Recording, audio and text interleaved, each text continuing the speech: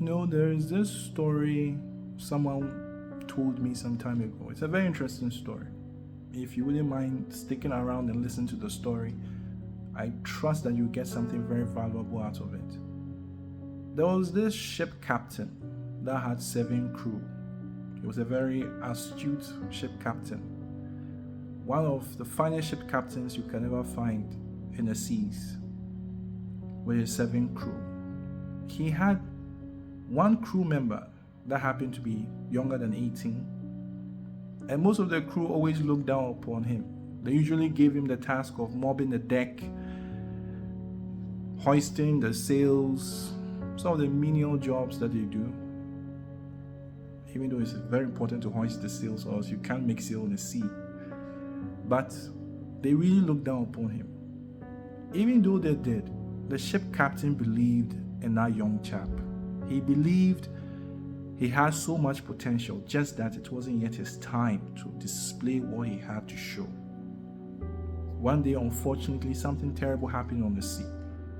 A band of pirates, out of nowhere, attacked that ship. They seized the captain and captured the crew. But there were 6 instead of 7. Remember earlier I said the crew was 7. So when the pirate captain asked the ship captain, "Are these all your men on the ship?" He said yes, even though there was one crew member that was not accounted for. So they bounded them, took them on board their ship, and they sailed and decided to sink that ship, the captain's ship.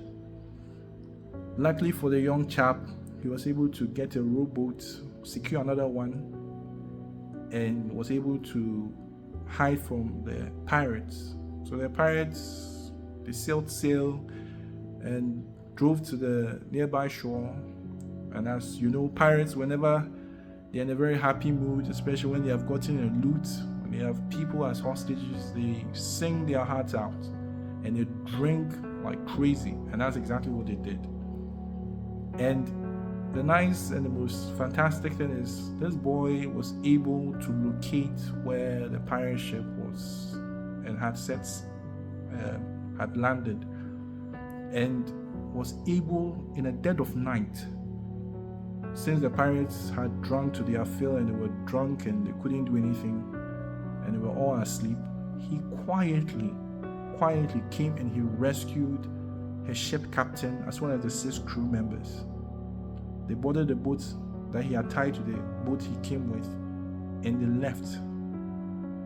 The moral story of this is that you shouldn't look down on anybody in life.